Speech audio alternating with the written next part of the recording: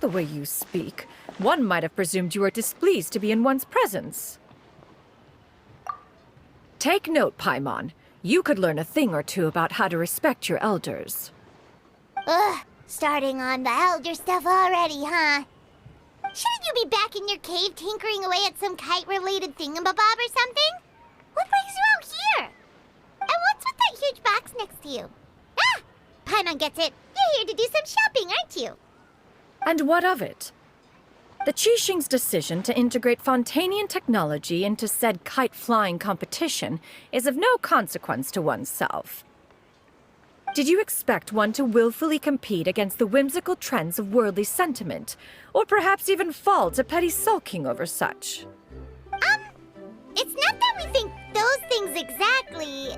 That's just what Mountain Shaper and Moon Carver told us, or Tia something and Ho. Paimon can't be bothered to remember what their aliases were called. Anyway, they went to Liyue Harbor to look for you. They even asked us to pass along their regards if we ran into you. Oh, huh. Xianyun? It appears time has quite flown since one's arrival in Liyue Harbor. How could one have forgotten about those two old fossils? One shall have to bring them back some divine herbs to atone for this slight. Nay, given that one has ventured all this way to Yilong Wharf, tea would be more advisable. A great thought has illuminated one's mind once again. One is reminded that certain purchases have yet to be made. Perhaps you two could wait here whilst one performs this task. It'll be but a moment. Huh? Wait, here? You're really just gonna ditch us here to watch your stuff? Oh, that woman really just does whatever she wants. Hey, not you too, Traveler! Oh, all this Paimon ditching is super not appreciated.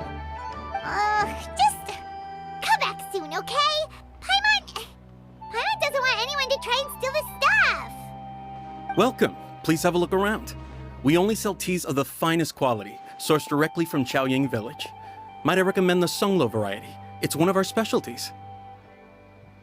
Now, that sounds promising. One will bring some back for those old fossils, and all will be well. 2 boxes will do. Wonderful.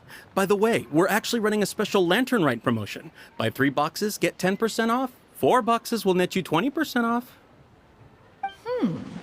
20% off 4 boxes. This merchant strikes a fair bargain. One might as well give some to Morax and Ping, too. Then 4 shall suffice. I see. Are you intending to give these as gifts? If so, perhaps I can interest you in these exquisite gift sets. Buy 10, get half off. Look at the magnificent design, and the red ribbon gives quite the festive flair, don't you think? Such a gift would be sure to impress any lucky friend or family member. 10 boxes.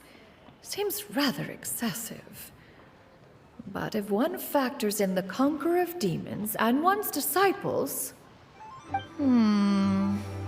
10! A nice round number, don't you think? Of course you do. I'll even shave a little extra off the price for you. That is agreeable. One will, I will have these boxed up then. Of course, right away. I see you have quite the eye for fine items, mademoiselle. Perhaps some of my wares might also be of interest to you.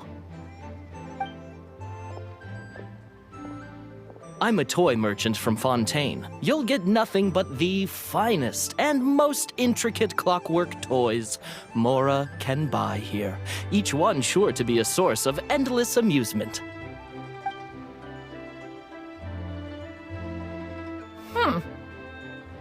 Perhaps you could enlighten me then. When should said amusement be derived? Well, that is, of course, best understood by playing with them yourself. If you could wait just a moment, I can bring one out and give you a demonstration.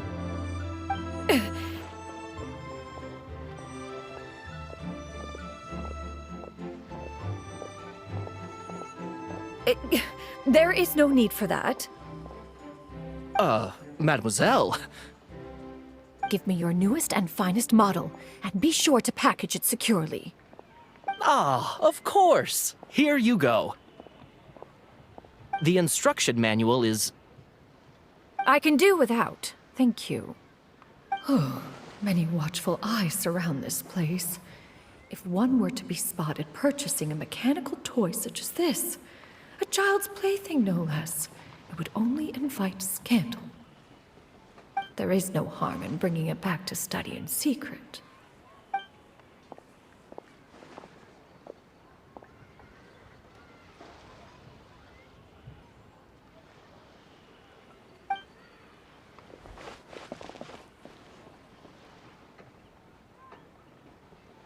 Oh, Xianyun, did your shopping go smoothly? Naturally. One may not delight in social interactions, but that does not mean one lacks said faculties.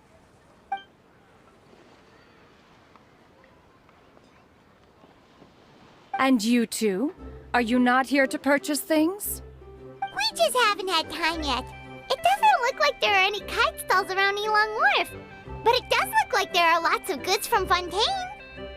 You are also planning to participate in the kite flying competition, then? One means to say, you along with all the other youths. One has been entreated to share one's kite-making expertise, and indeed there was little one could do about such persistent supplication. One moment energetic and earnest, and dejected the next.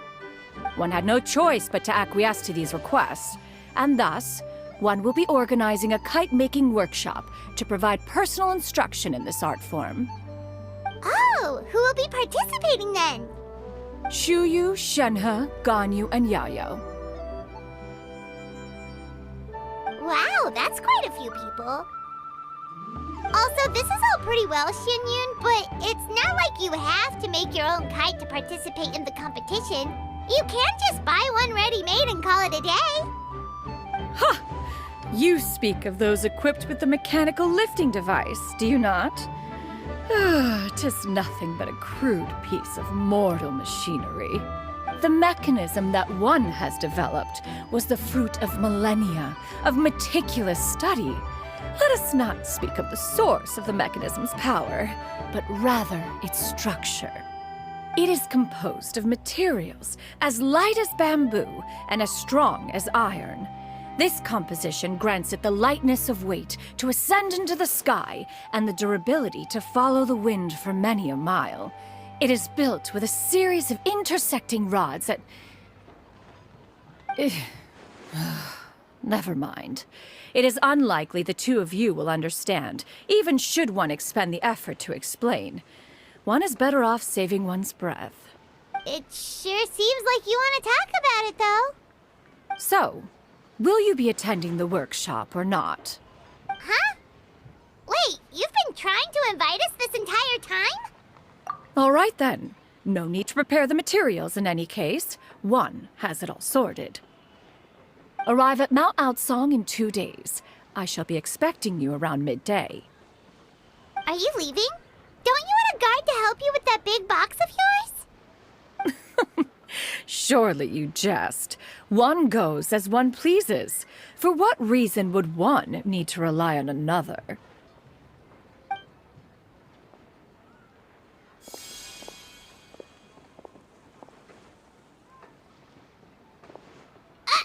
It can float?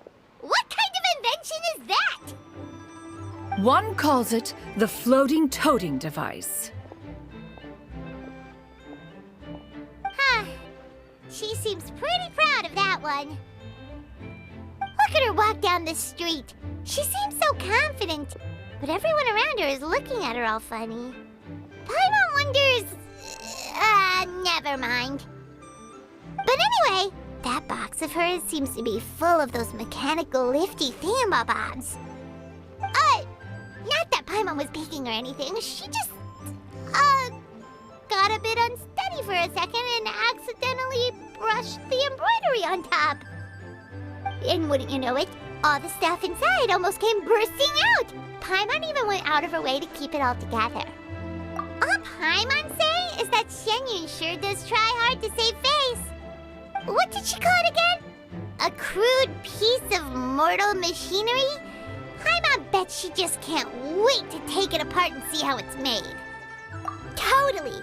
We should probably act like we didn't see anything, though. You know, in consideration of her feelings and all. After all, that is the propriety with which one should comport oneself when it comes to an elder, right?